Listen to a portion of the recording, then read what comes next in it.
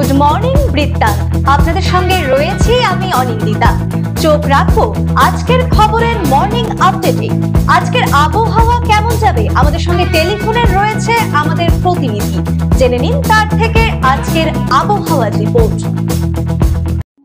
দেখো অনিন্দিতা, আজ রবিবার উত্তরবঙ্গের আকাশ কিন্তু উত্তরবঙ্গ আবহাওয়া দপ্তরের যে কৃষি আবহাওয়া দপ্তর রয়েছে সেখান থেকে জানানো হয়েছে উত্তরবঙ্গের আকাশ কিন্তু আংশিক মেঘলা থাকবে, বিভিন্ন জায়গায় বিক্ষিপ্তভাবে বৃষ্টি হবে।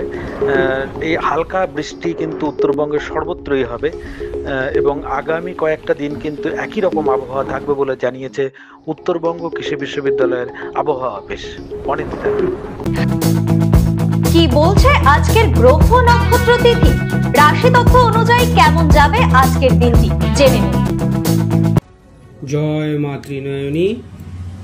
আজ অর্থাৎ রবিবার 10ই জ্যৈষ্ঠ 25শে মে ত্রয়োদশী তিথি। আজকের রাশিফলটা আমরা চলুন জেনে নেই।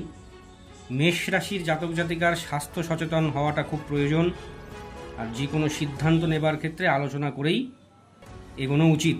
বৃষ রাশির ক্ষেত্রে আয় ও ব্যয়ের সমতা বজায় থাকবে না, যার জন্য মানসিক দুশ্চিন্তা বৃদ্ধি হতে পারে। মিথুন রাশির ক্ষেত্রে স্বাস্থ্য নিয়ে সমস্যা হবে, আবেগ নিয়ন্ত্রণে রাখাটা খুব প্রয়োজন। কর্কট রাশির জাতক জাতিকার ভ্রমণের একাধিক সুযোগ আসবে। অর্থ ধার দেওয়া থেকে বা ঋণ নেওয়া থেকে খুব সতর্ক থাকতে হবে। সিংহ রাশির ক্ষেত্রে নাক কান গলার কোনো সমস্যা দেখা দিতে পারে, আর স্বভাবটা খিটখিটে স্বভাব সম্পন্ন হয়ে উঠতে পারে। কন্যা রাশির ক্ষেত্রে ধার্মিক চিন্তাভাবনা আসবে, পারিবারিক একতা বৃদ্ধি হবে। তুলা রাশির ক্ষেত্রে মশলা জাতীয় খাবার বা রিচ খাবার কম খাওয়াটাই উচিত, নতুবা স্বাস্থ্য সম্পর্কে সমস্যা হবে এবং সম্পর্কে মিষ্টতা আসতে পারে। বৃশ্চিক রাশির ক্ষেত্রে প্রয়োজনীয় জিনিস হারিয়ে যেতে পারে, খুব সাবধানে প্রয়োজনীয় জিনিসপত্র রাখুন। ধনু রাশির ক্ষেত্রে মনের ইচ্ছা পূর্ণ হবে। মকর রাশির ক্ষেত্রে খুশির আগমন হবে, সুসংবাদ প্রাপ্তি হবে। কুম্ভ রাশির ক্ষেত্রে মানসিক আঘাত প্রাপ্তি। মীন রাশির ক্ষেত্রে আনন্দ বৃদ্ধি, সম্মান প্রশংসা প্রাপ্তি হবার যোগ থাকছে। নমস্কার। দেখে নিন গত 24 ঘন্টার খবরের দুরন্ত আপডেট। বিতর্ক যেন রায়গঞ্জ গভর্নমেন্ট মেডিকেল কলেজের পিছুই ছাড়ছে না। কয়েকদিন আগেই ন্যাশনাল মেডিকেল কাউন্সিলরের প্রতিনিধি দল সরেজমিনে খতিয়ে দেখে গেছে এই মেডিকেল কলেজের পরিকাঠামোগত বিভিন্ন দিক।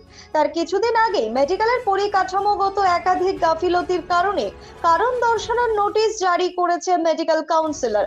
আর এবার এই মেডিকেলেরই প্রিন্সিপালের বিরুদ্ধে অনৈতিকভাবে পদে থাকা এমনকি প্রিন্সিপালের কারণে ডাক্তারি পড়ুয়াদের মেডিকেল শিক্ষা রসাতলে যেতে বসেছে বলে অভিযোগ তুললেন অপর এক অধ্যাপক। মেডিকেলের সার্জারি বিভাগের সিনিয়র অ্যাসিস্ট্যান্ট প্রফেসর ডক্টর বিদ্যুৎ বিশ্বাস এদিন সাংবাদিকদের মুখোমুখি হয়ে বর্তমান দায়িত্বপ্রাপ্ত প্রিন্সিপাল ডক্টর স্নেহাংশু পালের বিরুদ্ধে এই অভিযোগ আনেন। প্রিন্সিপালের কারণেই শুধু চিকিৎসা পরিষেবাই নয়, ব্যাহত হচ্ছে মেডিকেল শিক্ষাও বলে অভিযোগ আনেন তিনি। রায়গঞ্জ বিশ্ববিদ্যালয় চুরি আর দুর্নীতিতে ভরে উঠেছে, এই ভাষাতে আরো একবার সরব হলেন রায়গঞ্জের প্রাক্তন বিধায়ক তথা জেলা কংগ্রেস সভাপতি মোহিত সেনগুপ্ত। সম্প্রতি নিজের সামাজিক মাধ্যমে করা একটি পোস্টে মোহিত বাবু বলেন, দুর্নীতির শিখরে রায়গঞ্জ বিশ্ববিদ্যালয়, আর এই কারণেই প্রাক্তন ছাত্রছাত্রীরা নতুন প্রজন্মকে এখানে ভর্তি হতে না করছে। তার এই পোস্টে সরাসরি বিরোধিতা করে সরব হয়েছেন রায়গঞ্জ বিশ্ববিদ্যালয়ের ছাত্র তথা তৃণমূল ছাত্র পরিষদের কর্মী শুভাশিস শাহ। তার কথায় শুধু রাজনৈতিক ফায়দা তোলার জন্যই মোহিত বাবু এ ধরনের কথা বলছেন, এভাবে জেলার শিক্ষার্থীদের বিশ্ববিদ্যালয়ের প্রতি ভুল বোঝাচ্ছেন তিনি। মাধ্যমিক ও উচ্চ মাধ্যমিকে কৃতী এবং উত্তীর্ণদের সংবর্ধনা দিল 17 নং ওয়ার্ড তৃণমূল কংগ্রেস। শনিবার বন্দরের সুভাষ ভবনে আয়োজিত এই কর্মসূচিতে উপস্থিত ছিলেন রায়গঞ্জের পুর প্রশাসক সন্দীপ বিশ্বাস, অরিন্দম সরকার, প্রদীপ কল্যাণী সহ অন্যান্যরা। এদিন মোট 42 জন উত্তীর্ণ শিক্ষার্থীর হাতে সংবর্ধনা তুলে দেওয়া হয়। অপারেশন সিঁদুরের সাফল্যে ভারতীয় সেনাবাহিনীকে ধন্যবাদ জানিয়ে হেমতাবাদে মিছিল করলো হেমতাবাদের নাগরিকরা। শনিবার বিকালে একটি মিছিল শালবাগান এলাকা থেকে শুরু হয়ে হেমতাবাদ সদর এলাকা পরিক্রমা করে নেতাজি মূর্তির পাদদেশে এসে শেষ হয়। এরপর নেতাজির মূর্তিতে মাল্যদান করা হয়। জাতীয় পতাকা হাতে মিছিলে সামিল হন নাগরিকরা। বিপ্লব সরকার, ভানুরাম বর্মন, মানস ঘোষ, সৌমিতা সরকার, সুপর্ণা ভট্টাচার্য, চন্দনা দাস, সুজিত কুমার শীল সহ অন্যান্যরা উপস্থিত ছিলেন এই কর্মসূচিতে। প্রতিদিনের প্রতি মুহূর্তের খবরের আপডেট পেতে চোখ রাখুন নিউজ বৃত্তান্তের ফেসবুক পেজে। সাবস্ক্রাইব করুন নিউজ বৃত্তান্ত ইউটিউব চ্যানেলকে।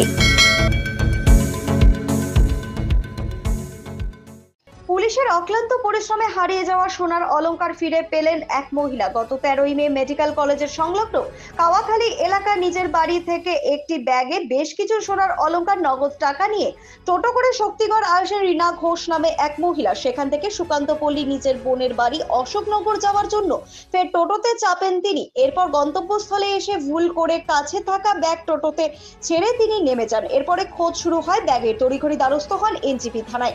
এনজিপি থানার সাদা পোশাকের পুলিশ সিসিটিভি ক্যামেরার সূত্র ধরে খোঁজ শুরু করতেই মেলে সাফল্য।